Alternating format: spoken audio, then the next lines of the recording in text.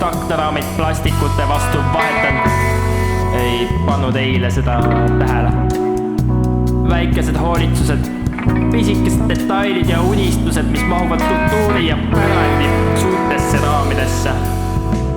Endast pole ammu hoolinud. Iial pole soovinud kotlit, maatükki või kasvi pesumasinat.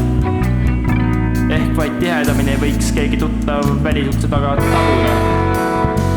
Ehk sa tuled, aga mina juba magan. Tegevused, mis enne tegematust peletasid, on muutunud nõnda vaevaliseks. Kas see ongi lunastus? Unustusse vajutki kahti jooksul küpsetatud aatud ja nüüdseks puuduvad ka igasugused väljavaated.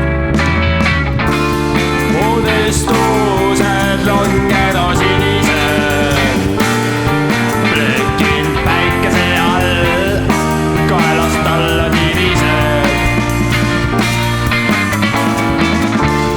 Unistused longeda sinised, plöökin päikese all, kaelast alla tirised.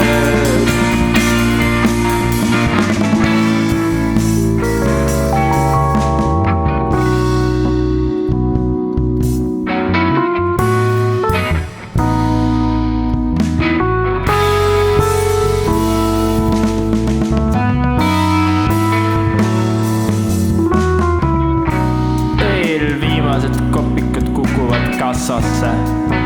3 on poolis siiski taskus veel kõlisemas.